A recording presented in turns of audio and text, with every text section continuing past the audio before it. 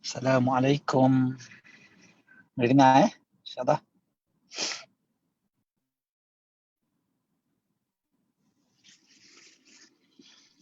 Waalaikumsalam warahmatullahi wabarakatuh. Ustaz, boleh dengar? Bismillahirrahmanirrahim.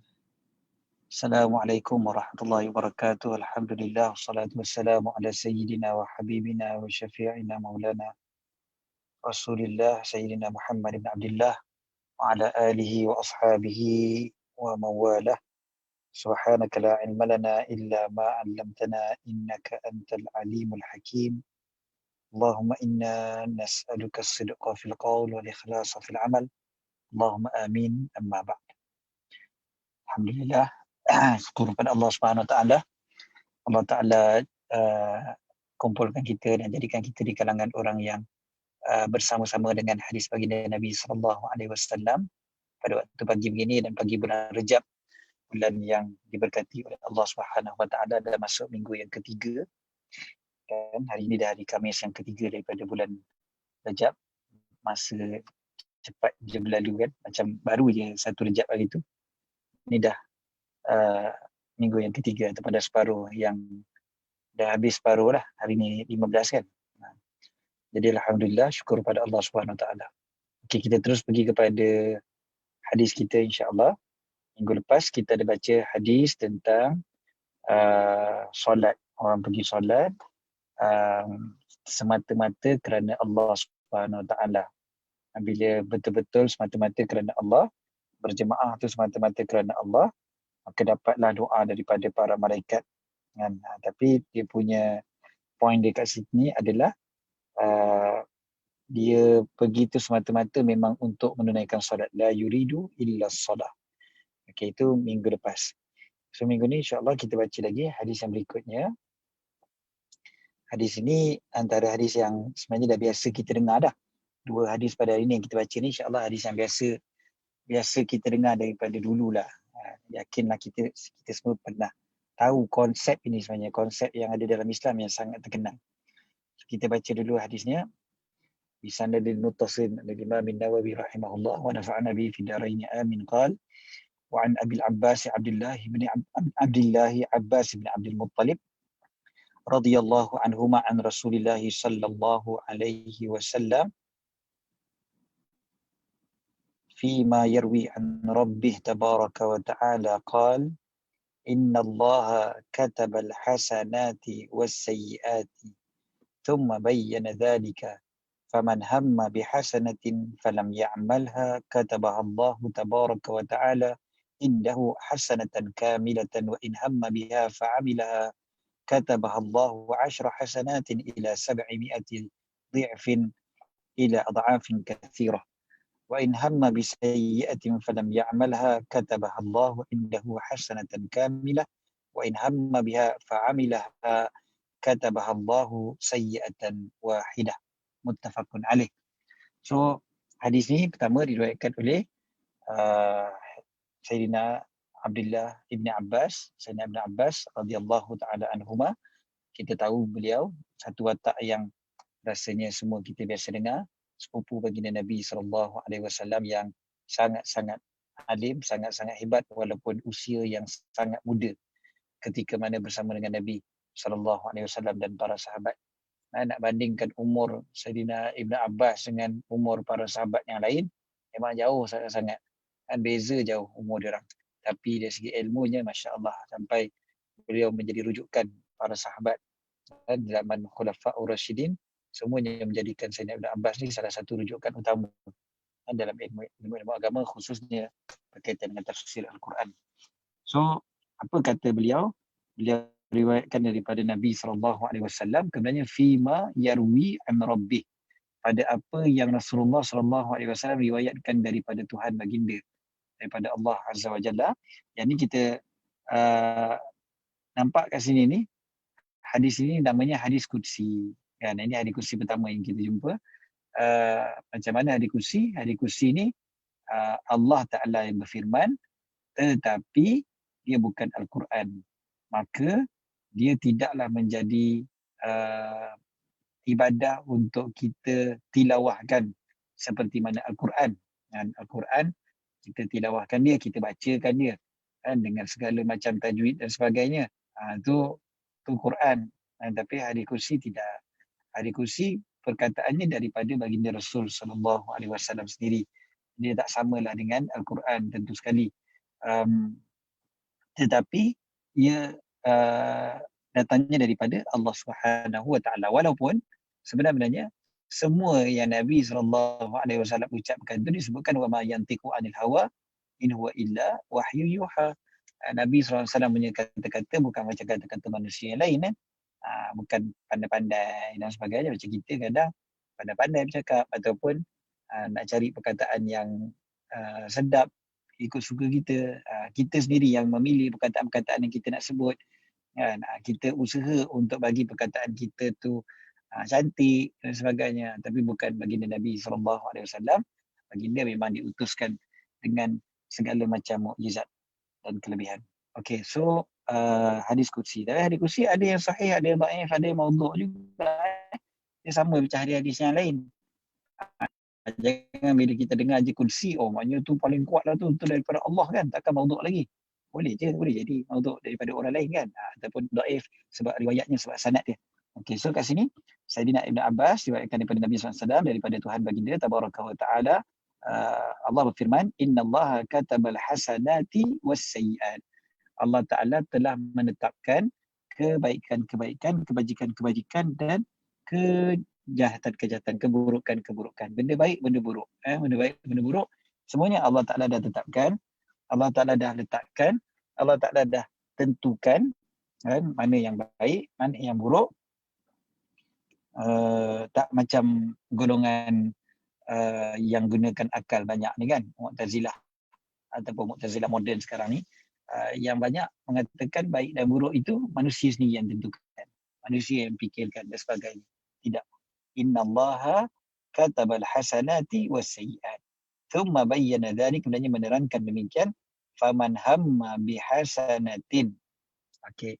Siapa yang dah berniat, berazam untuk melakukan satu kebaikan, falam ya'malha, dia tak melakukan kebaikan tersebut sebab apapalah halangan yang menyebabkan dia tak dapat nak buat kebaikan tu, katabahallahu tabaraka wa ta'ala indahu hasanatan kamilah. Allah Ta'ala akan tulis bagi dia, untuk dia di sisi Allah, kebaikan yang sempurna, kebajikan yang sempurna ataupun pahala yang sempurna. Maknanya dia walaupun dia tak dapat nak buat, dia tetap dapat pahala. Yang penting dah ada niat. Dah ada niat nak buat baik, tak dapat buat baik, tetap akan dapat pahala yang sempurna. Pahala sempurna bukan pahala separuh ke, pahala suku ke, tak. Pahala yang sempurna. Hasanatan kamilah. Maknanya seolah macam dia buat kebaikan itu dengan sempurna. Hasanatan kamilah. Dekat sini menunjukkan betapa baiknya, betapa rahmatnya Allah Subhanahu wa Ta'ala. Walaupun kita tak buat pun tetap dapat kan. Indahu dekat sini, di sisinya ni, kita faham mengikut akidah Ahlussunnah wal Jamaah, di sisinya ni bukan bermakna secara fizikal sebab Allah Ta'ala suci daripada berhajat kepada tempat. Jadi bukan maksudnya di sisinya tu maknanya dari segi tempat, tetapi dari segi kelebihan kan. Kelebihan yang ataupun kedudukan, kemuliaan. Itu maksudnya. Okey, kemudiannya wa in hamma biha fa'amilaha, kalaulah dia dah berazam nak buat, dia berniat nak buat, kemudiannya dia lakukan fa'amilaha, dia dapat lakukan, katabahallahu 10 hasanatin, Allah Ta'ala akan tulis bagi dia 10 kebajikan, ila 700 dhi'fin, sampailah kepada 700 kali ganda, ila adha'afin kathirah, sampailah kepada gandaan-gandaan yang banyak.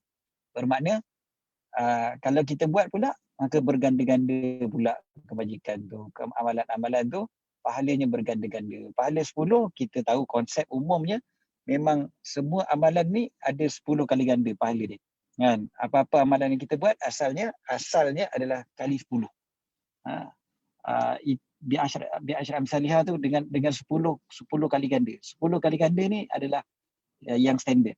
Kita kata yang standard. Tetapi ada juga yang ganda lebih-lebih lagi. Contoh ada ganda 25, ganda 27 kan, macam solat berjemaah. Ada ganda 700 macam sedekah, ada ganda beribu-ribu, ada ganda ratus ribu kan. Macam solat dekat Masjidil Haram, solat dekat Masjid Nabawi dan sebagainya. Ataupun mengikut kehendak Allah SWT lah, Allah nak gandakan banyak. Maknanya rahmat Allah SWT ni, kita buat satu dapat balasan dia lebih-lebih. Balasan yang sangat-sangat lebih. Dan kita kalau sesama makhluk, kita tak mampu nampak macam tu sebab kita makhluk, kita lemah. Orang bagi kita satu kebaikan, kita nak balas kalau lebih pun mungkin lebih sikit je lah. Orang bagi kita makanan, kan, jiran sebelah bagi kita makanan sikit, kita balas kalau lebih pun lebih sikit je lah. Tak adalah sampai lebih 700 kali ganda. Kan? Kahwin, hantaran, bagi 5 balas 7 kan. Maknanya balasan tu lebih kan. Tapi tak adalah bagi 5 balasan 5,000 kan. Tak ada orang buat macam tu. Jadi memang sebab kita ni makhluk kan. Kita makhluk. Jadi kita ni ada keterbatasan. Berbanding dengan Allah SWT yang maha kaya, maha pemberi, maha pemurah, buat sikit Allah balas banyak. Ini juga motivasi lah sebenarnya untuk kita sepatutnya kan. Sebab kita bila tahu benda ni, kita lagi nak kejar. Sedangkan bonus tahunan pun ramai orang kejar, walaupun bonus tu tak banyak mana pun, orang dapat bonus kerja kan. Ada orang kerja dapat bonus bulan, ada bonus 2 bulan, ada bonus lebih-lebih lagi betul. Ada bonus tahun pun ada. Tak apalah. Macam itu je lah. Mana ada bonus 5,000 kali ganda. Ada ke bonus sampai 100,000 kali ganda. Tak ada. Kan? Tapi yang tu kita tak kejar kadang-kadang. Kita tak nampak. Okay. So itu berkaitan dengan niat. Tapi niat yang pertama sekali, niat buat baik tu kena ada. Jadi saya tengok kita dah bulan Rejab, dah tengah-tengah bulan Rejab kan. Lagi sebulan setengah nak jumpa Ramadan. Betul lagi genap sebulan setengah jumpa bulan Ramadan. InsyaAllah. Dan Allah sampaikan kita ke bulan Ramadan. Kita sekarang ni, kita kena ada niat yang banyak untuk Ramadan. Buat macam-macam niat untuk Ramadan. Aku nak ni. Buat dulu siap-siap. Sekarang ni, waktu yang penting untuk kita berniat untuk Ramadan kita. Aku nak sedekah, aku nak bangun qiyamul lail, aku nak mengikut sunnah, aku nak baca Quran banyak-banyak, aku nak iktikaf, aku nak sembahyang tarawih setiap malam, ke apa-apalah. Kan niat daripada sekarang. Sebab kita tak tahu kan kita dapat buat ke tidak. Mudah-mudahan Allah panjangkan umur kita, diberikan kesihatan, kekuatan dan taufik untuk kita buat semua benda tu. Katakanlah diturunkan satu penyakit menyebabkan tak dapat nak buat, ataupun kematian kan, yang boleh datang bila-bila masa. Kan rugi kan kalau kita tak ada niat untuk Ramadan. Sedangkan dapat disebutkan tadi, hasanatan kamilah. Nak dapatkan satu kebaikan yang sempurna untuk Ramadan, perlu niat daripada sekarang. Kemudiannya, wa in hamma bi sayyi'atin falam ya'malha, kalaulah pula seorang itu dah bertujuan, berniat untuk melakukan satu keburukan, hamma dekat sini bisikan dalam hati kalau kita boleh. Maknanya betul-betul memang ada dalam hati tu rasa nak buat jahat, nak buat benda buruk. Tapi falam ya'malha, tapi tak buat. Kan, tak jadi nak buat. Tak kiralah dengan sebab apa mula-mula, tapi senang ceritanya tak jadi nak buat lah. Katabahallahu indahu hasanatan kamilah. Maka katabahallahu indahu hasanatan kamilah. Dapat pahala juga. Kan? Bila tak buat, maka dapat pahala. Tadi kita kata pasal kebaikan kan. Niat nak buat baik, tak buat, dapat pahala. Niat nak buat jahat, tak buat, dapat pahala juga. Tapi janganlah pula saya saja je. Aku saja je niat nak buat jahat. Supaya nanti aku tak jadi buat, aku dapat pahala. Kan? Jangan macam tu pula. Sebab daripada niat buat jahat, baik niat buat baik. Kan? Mudah-mudahan kita dapat buat baik itu. Niat buat jahat sekali tak cancel macam mana? Kan tak pasal-pasal dapat dosa. Wa in hamma biha, kalaulah dia nak buat jahat tadi tu, fa'amilaha, dia buat betul lah, jadilah dibuat. Katabahallahu sayyi'atan wahidah. Maka Allah Ta'ala akan tulis bagi dia keburukan, satu keburukan saja, satu dosa saja. Beza dengan pahala. Pahala digandakan 10, digandakan sampai 700, digandakan dengan gandaan yang banyak digandakan lagi. Tetapi dosa tidak begitu. Dosa kalau buat dapat satu dosa. Kalau tak jadi buat, maka dapat satu pahala. Dapat pahala Bukan tak dapat apa-apa, bahkan dapat pahala. Okey. Ada pertembungan tak dengan hadis yang kita baca hari tu, dua hadis sebelum ni? Bukan hadis yang pasal pergi masjid tu. Ada satu lagi masjid yang sebelum satu hadis yang kita baca sebelum ni, hadis Abi Bakrah tu. Bila dua orang Islam bertemu dengan dua pedangnya, dua pedang mereka, maka orang yang membunuh dengan orang yang dibunuh di dalam neraka. Hadis yang ini kata kalau niat buat jahat tak jadi buat, maka dapat pahala. Kan?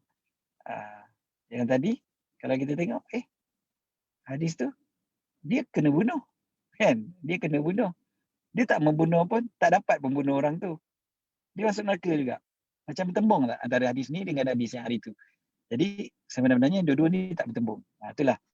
Itulah sebabnya hadis ni bila kita baca, kita kena baca berdasarkan kepada penerangan para ulama. Kalau guna kepala kita semata-mata, mungkin kita akan jumpa je banyak hadis yang bertembung. Kan? Macam kita rasa, hadis ni kata lain. Hadis ni kata lain. Kan? Sesimpel walaupun dia tak ada kaitan sangat banyak dengan hukum. Contoh hadis, ada satu hadis Nabi SAW masuk ke Mekah waktu Fatu Mekah, pembukaan kota Mekah, Nabi SAW pakai topi besi. Dalam satu hadis yang lain, Nabi SAW pakai serban. Imamah, pakai serban. Jadi, kalau kita dengan kita punya kejahilan, kita baca dia tu, hadis ni lain lah. Satu kata lain, satu kata lain. Jadi kalau macam tu, kalau kita punya kejahilan, kita akan kata apa? Oh, ni mesti ada satu hadis sahih, satu hadis dhaif. Satu hadis kuat, satu hadis yang lemah. Ambil yang kuat lah. Sebenarnya bukan begitu konsepnya. Pasal amalan-amalan kita apa semua ni, dia bukan as simple as macam yang Wahabi selalu guna. Oh, ni hadis ni lemah. Hadis ni lemah. Dia bukan begitu. Dia para ulama, bila jumpa dua hadis yang bertembung, selagi mana hadis tu bukan palsu ataupun terlalu lemah lah mereka akan cuba untuk taufikkan dulu. Mereka akan cuba untuk mengharmonikan dulu antara kedua-dua hadis tu. Bukan terus tolak satu, ambil satu. Ini konsep dia begitu. Dia panggil al-i'mal muqaddam alal ihmal ataupun aula minal ihmal. I'mal menggunakan dia. Ihmal membiarkan dia ataupun menolak dia. Kan? Kita tak nak lah pakai hadis ni. Ambil hadis ni je lah. Bukan. Dia akan cuba untuk taufik. Jadi konsepnya, dia akan cuba taufik ataupun mengharmonikan antara kedua hadis.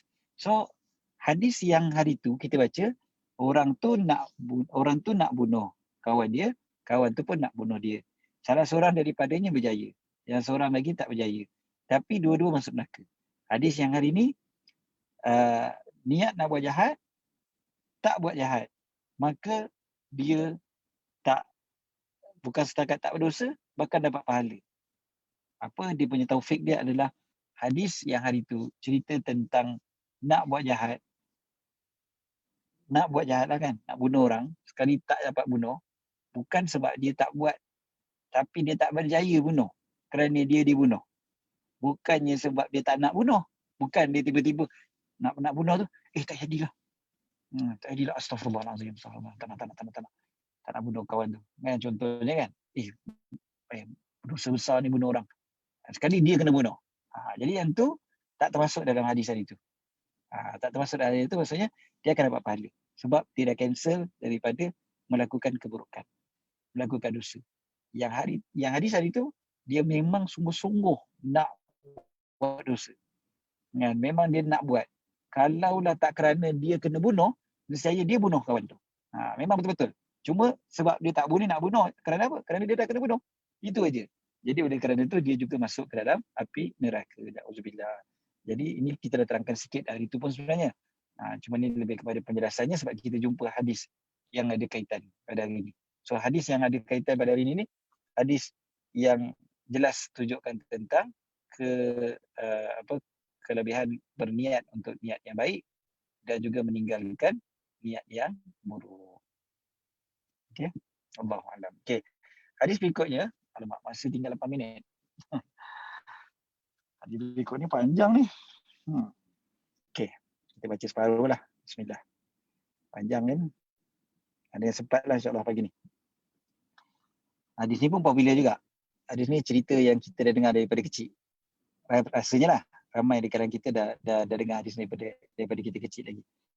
Abi anhu qala wa an Abi Abdurrahman Abdullah bin Umar bin Khattab radhiyallahu anhuma qala sami'tu Rasulullah sallallahu alaihi wasallam yaqul intalaqa thalathatu nafarin mimman kana qablakum hatta awahumul mabitu ila gharin fadakhaluhu fanhadarat sakhratun minal jabal fasaddat alaihimul ghar faqalu innahu la yunjikum min hadhihi as-sakhrati illa an tad'u Allah إلا أن تدعوا الله بصالح أعمالكم.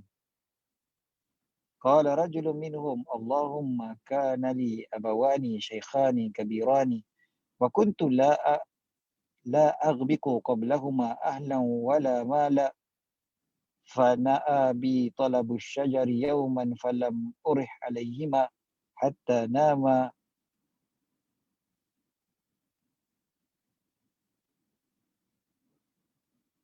فغلبت لهما غبوقهما فوجدتهما نائمين فكرهت أن أوقظهما وأن أغبق قبلهما أهلا أو مالا فلبثت والقدح على يدي أنتظر استيقاظهما حتى بارق الفجر والصيبة يتضاغون عند قدمي فاستيقظ فشرب غبوقهما اللهم إن كنت فعلت ذلك ابتغاء وجهك ففرج عنا ما نحن فيه من هذه الصخرة فانفرجت شيئا لا يستطيعون الخروج منه إلى آخر الحديث. Okey. Hadis ni pertamanya daripada Sayyidina Abdullah bin Umar radhiyallahu anhu, seorang lagi sahabat muda.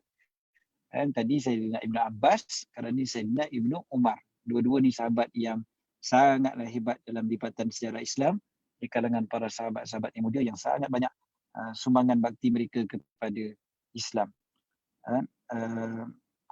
Lebih-lebih lagi cinta mereka kepada baginda Rasul sallallahu alaihi wasallam. Sayyidina Ibn Umar sangat terkenal dengan cinta kepada Nabi sallallahu alaihi wasallam. Beliau berkata, aku mendengar Rasulullah sallallahu alaihi wasallam bersabda, telah keluar 3 orang. Ini cerita sebelum daripada zaman Nabi sallallahu alaihi wasallam, mimman kana qablakum. Sebelum daripada zaman Nabi sallallahu alaihi wasallam, sebelum daripada zaman sahabat. Maknanya ada cerita dulu yang Nabi SAW ceritakan. Macam mana Nabi SAW tahu? Nabi banyak tahu benda-benda gaib kan. Benda-benda dah lama, benda-benda dah lepas. Malaikat ada ceritakan kepada baginda Nabi SAW. Nabi cerita pada para sahabat. Jadi ada 3 orang yang sebelum daripada kalian yang sampai nak waktu tidur tu dia masuk ke dalam gua kan. Jumpa gua, lalu mereka masuk ke dalam gua. Kemudiannya jatuh batu daripada bukit lalu menutup pintu gua tu. Ni cerita ni popular kan. Jadi kita ringkas je lah daripada terjemah dia. Kemudiannya mereka pun berkata, sesungguhnya tidak akan selamat kalian daripada batu ini, maknanya batu yang menutup gua tu lah.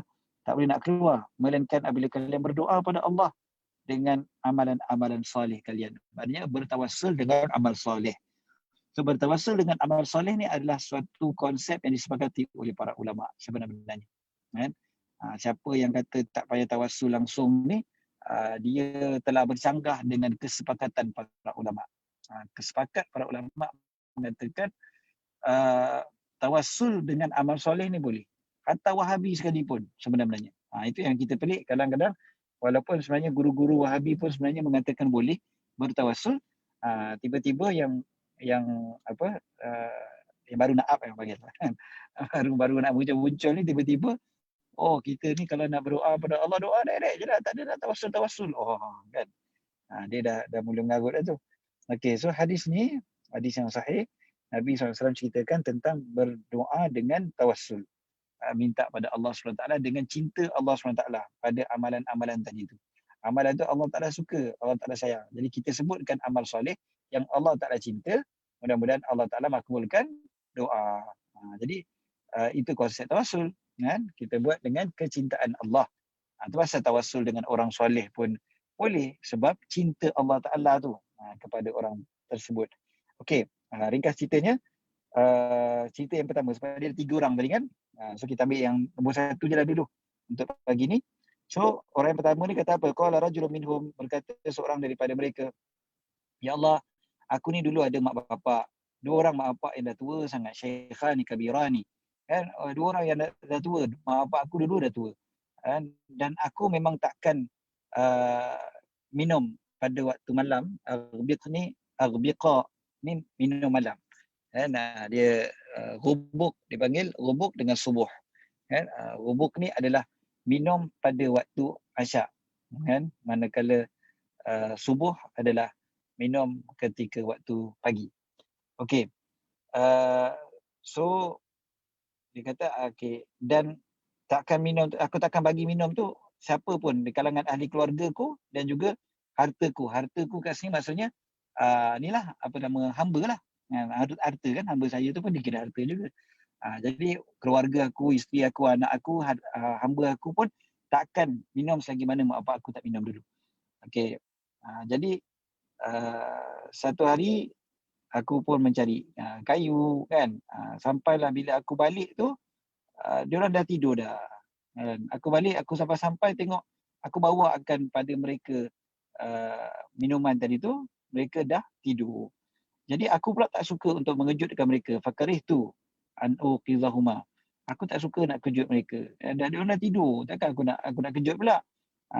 Dan aku pula tak suka minum sebelum mereka. Harta anak-anak aku, keluarga aku dan juga harta aku, maknanya hamba saya aku. Jadi aku pun tunggu. Aku tunggu dalam keadaan bekas minuman tadi tu. Bekas minuman tadi aku pegang dekat tangan aku. Dan aku tunggulah mereka bangun. Sampailah ke pagi. Hatta barakal fajru.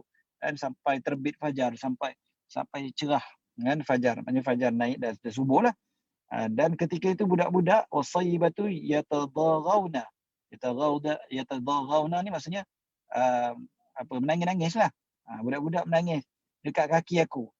Maksudnya minta nak minum tadi tu. Sebab dia dah bawa kan, dia bawa minuman tu. Sekali anak-anak minta lah. Kan? Ayah, abah nak minum. Dia tak bagi. Tak nak. Sampailah kedua-dua mereka bangun. Mereka pun minum. Fasyariba ghabuqahuma. Ya Allah, kalaulah aku lakukan demikian hanya semata-mata mengharapkan redha Engkau, maka lepaskanlah apa yang ada pada kami ini daripada batu-batu ni. Maka terbukalah sedikit daripada batu itu, tetapi mereka masih lagi tak mampu untuk keluar. Jadi hadis ni ceritanya tentang niat yang betul-betul. Satu, perbuatan baik kan, perbuatan baik itu satu. Yang keduanya adalah niat dia betul-betul semata-mata kerana Allah. Dan pengajaran yang besar juga kat situ adalah buat baik pada ibu bapa. Buat baik pada ibu bapa salah satu daripada amal soleh yang paling besar yang kita boleh buat, yang ditunjukkan contohnya dalam hadis ini sebagai amalan pertama yang menyelamatkan seseorang.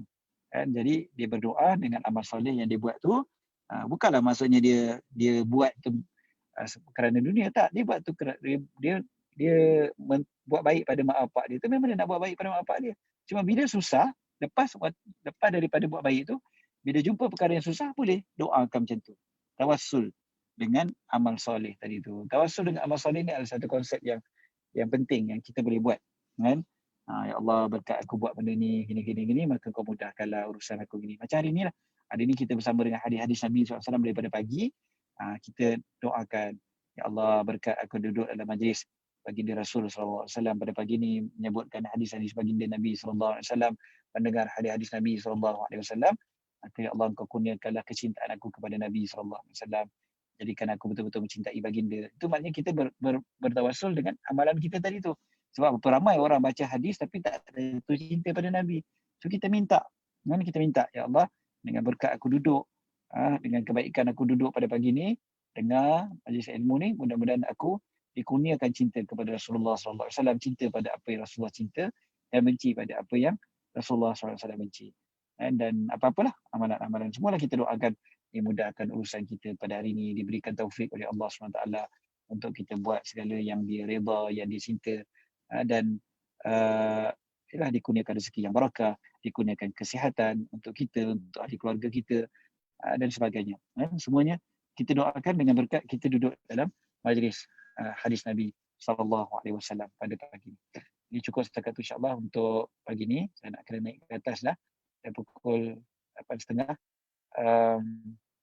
Jadi nampak soalan pun macam tak ada je tadi kan. Tak ada. Alright. Jadi kita cukuplah setakat tu untuk pagi ni. Minggu depan pula insyaAllah kita akan sambung hadis tadi tu. Hadis tadi belum habis ya. So minggu depan insyaAllah kita sambung membacakan hadis-hadis yang tadi tu. Kalau sempat kita masuk pula bab yang berikutnya ataupun bab taubat tu insyaAllah. Jadi aku qauli hadza wa astaghfirullahal azim li wa lakum. Bismillahirrahmanirrahim. Rabbana anfa'na bima 'allamtana, rabbi 'allimna alladhi yanfa'una.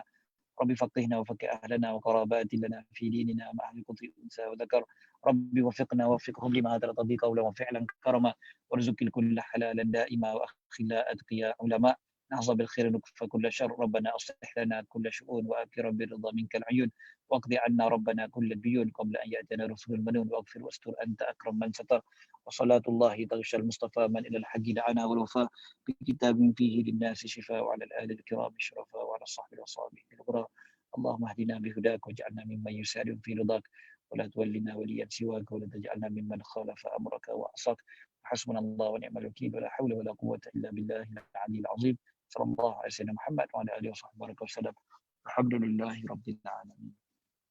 السلام عليكم ورحمه الله وبركاته. Waalaikumsalam warahmatullahi wabarakatuh. Jazakumullah khairan Ustaz. Jazakumullah khairan semua atas kehadirannya. Barakallahu